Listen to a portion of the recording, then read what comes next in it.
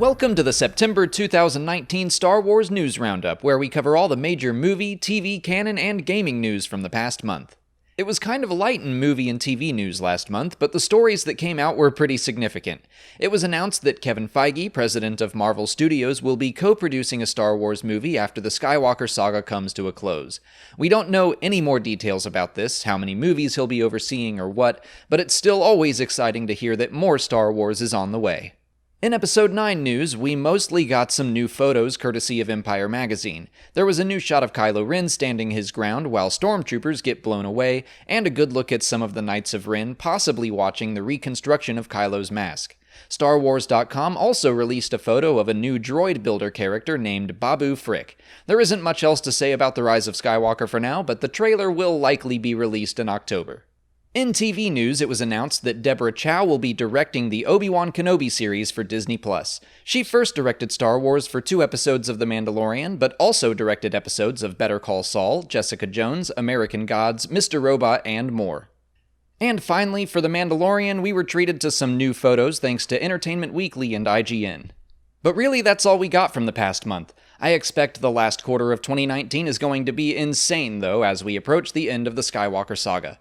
But that's it from me, so now I'll throw things over to Elliot for gaming news.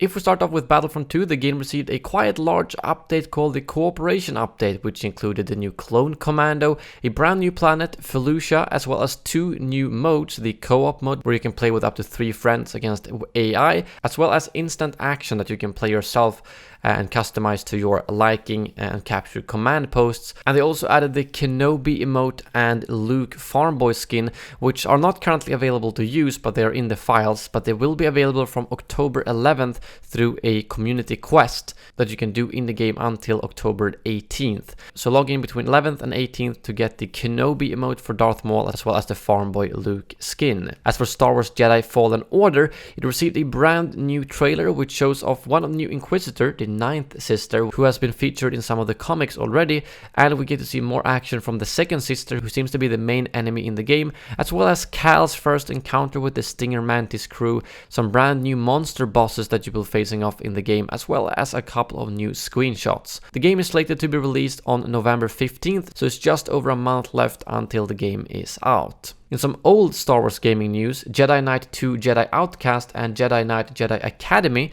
was just made available on the Switch and PlayStation 4. So very nice to see that they're bringing some old games to some of the newer platforms. Hopefully they will be able to do the same with some more of the classic Star Wars games. A brand new Star Wars game was also announced, LEGO Star Wars Battles, which is a mobile LEGO game that is free to play, arrives in 2020, which will incorporate all movies and the Clone Wars series. But that's all for the gaming news. Now back to Alex. Thanks, Elliot. If you want to keep more up to date with Star Wars gaming news every day, subscribe to Battlefront Updates, who provides daily videos about all Star Wars games, not just Battlefront.